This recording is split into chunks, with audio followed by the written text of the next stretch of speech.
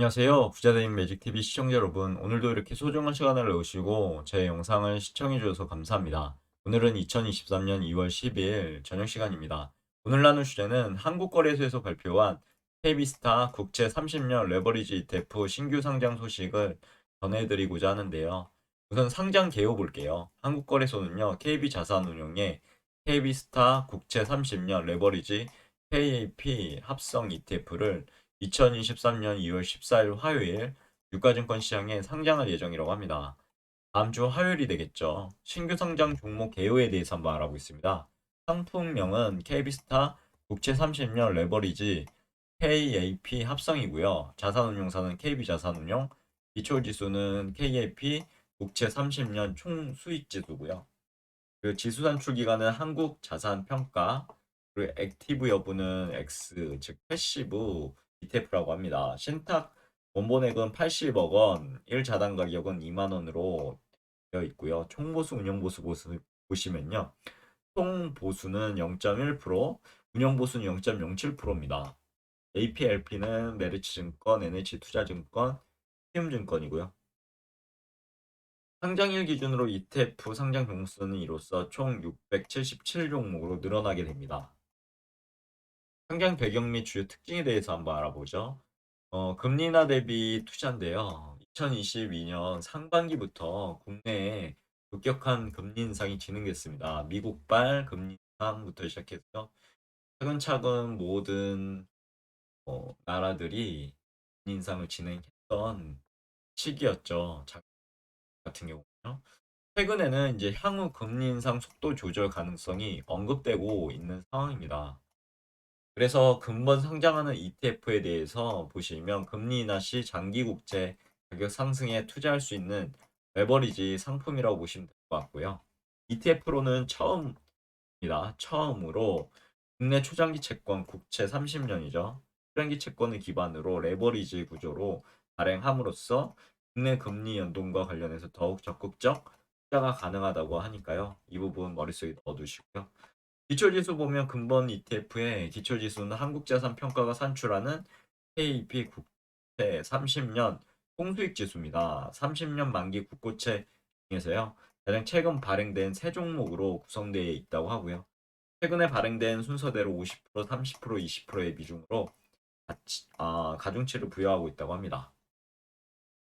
투자 유의사항 및 참고사항 중요하죠. 보시면 운영 비용, 구성 종목 교체 등에 따라 지수 성과와 운영 성과 간의 괴리가 발생할 수 있다고 하고요. 기초 지수 등 고유의 상품 구조에 대한 정확한 이해가 필요하다고 합니다.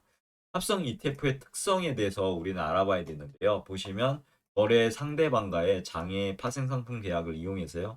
상품을 운영하기 때문에 추가적인 비용이 발생합니다. 그리고 동 비용에 의해 지수 성과, 운용 성과 간의 괴리가 발생할 수 있음에 주의해야 되겠죠. 그 레버리지입니다. 해당 상품은 그래서 위험도가 높죠. 레버리지 ETF의 경우 수익뿐만 아니라요, 손실도 2배 이상 확대될 수 있어 일반 ETF 대비 고위험 상품이라고 보시면 될 것 같고요. 그래서 저는 레버리지는 가급적 추천드리고 싶진 않고요. 그냥 해당 상품이 ETF 관련해서 나와서 소개차 한번 드려봤습니다. 이런 트렌드로 인해서 이나 아직 안 되고 있지만 어느 정도의 금리에서 뭔가 이제 변화가 있을 시기, 이 시기에는 어떤 분이 어떤 곳에 투자를 할 것인가라는 고민을 하게 됩니다. 네, 해당 ETF가 나와서 왜 나왔는지 저는 한번 본 거고요. 지금 그거에 대해서 한번 알려드리는 겁니다. 이런 상품도 나오는구나. 최초라고 하잖아요. 그러니까 기존에 없었던 건데 최초니까 어떻게 보면 불확실성이 있을 수도 있을 것 같습니다. 그러니까 그냥 한번 공부만 한다는 그런 마인드로 지켜보시면 좋을 것 같습니다. 이어서 할게요. 특히 기초지수 등락 반복 시 기초지수 누적 수익률과 기간 수익률 간의 차이는 더욱 확대될 수 있다고 하고요. 그래서 투자 시 주의가 필요하죠. 홍보수 이외에 기초지수 사용료, 그리고 매매 비용, 회계 감사 비용 등의 기타 비용이 추가적으로 발생할 수 있습니다. 이해해야 할 필요가 있고요. 투자자 이해를 돕기 위해서요. 매일의 납부 자산 구성 내역 PDF를 체크 단말기 거래소 및 자산운용사 ETF 홈페이지에 제공할 예정이라고 하니까요. 이 부분도 꼭 체크해 보시면 좋을 것 같고요. 그리고 위에 보시면 밑에 기초지수 구성 방법이라고 KB스타 국제 30년 레버리지 KAP 합성에 대해서 나왔습니다.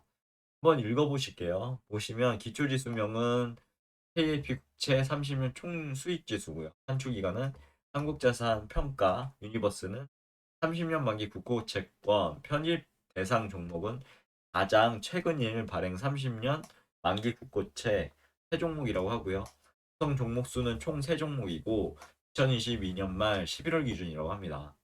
비중 결정 방식 보시면 최근 발행 순서대로 50%, 30%, 20% 이제 차등해서 비중 고정한다고 하고요.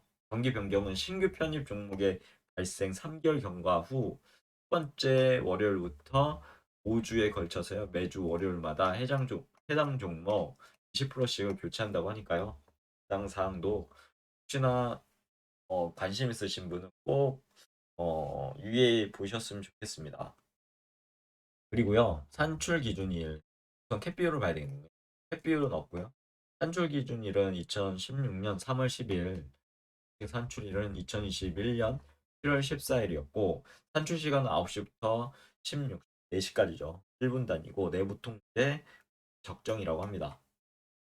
여기까지 제가 말씀드릴 내용이었는데요. 간단하게 오늘 내용도 정리해보고 저의 영상을 마무리하고자 합니다. 우선 KB자산운용에서 ETF를 신규 상장한다고 하는데요. KB스타는 참고로 KB자산운용의 브랜드명이죠. 그래서 KB스타 국채 30년 레버리지 KAP 합성 ETF가 유가증권 시장에 다음 주 화요일 날 상장한다는 거 쭉 보시면요. 일자당 가격이 2만 원이죠. 이해하셔야 되고 기초지수, 뭐 산출기간, 자산 평가입니다. 그 외에도 뭐 배경이나 한번 쭉 읽어보시면 좋을 것 같아요. 관심 있으신 분은요, 해당 ETF 신규 상장 소식이요. 꼭 꼼꼼히 다시 한번 해당 KB자산운용에 들어가셔서 홈페이지를 열고 ETF가 어떤 성격의 ETF고 뭐 얼마나 수익률을 줄 수 있는지 그리고 속에서 해당 ETF를 투자했을 때 여러모로 어떤 장점과 단점이 있는지도 확실히 파악해서 투자하셔야 됩니다. 그냥 아니란 마음으로 투자하시면 전입니다. 그래서는 절대 안 되고요. 꼭 자신의 확신이 그렇게 그럴 정도로 이제 공부해야 되거든요. 그러니까 막 샀다 팔았다 하는 게 아니라 저 같은 경우는요. 해당 뭐 ETF라도 꼭 이 ETF, 그러니까 KB스타 국채 30년 레버리지 ETF를 매수하라는 말씀. 다른 ETF나 그런 거 봤을 때 여러모로 이제 검증된 ETF라든가 상향하고 있는 ETF 공부하시면 되게 많이 나올 거예요. 그런 부분 지금 공부해 보시고 투자 생활에 큰 도움이 되는 새로운 이제 신규 상장 소식이 있어서요. 알려드렸던 거니까. 네, 해당 어 레버리지 하거나 그러니까 참고해 보시면. 오늘의 내용은 여기까지고요. 내일도 더 좋은 콘텐츠 그리고 유익한 콘텐츠 가지고 찾아뵐 수 있도록 노력해 보도록 할게요. 이상입니다. 감사합니다. 좋은 하루 되세요.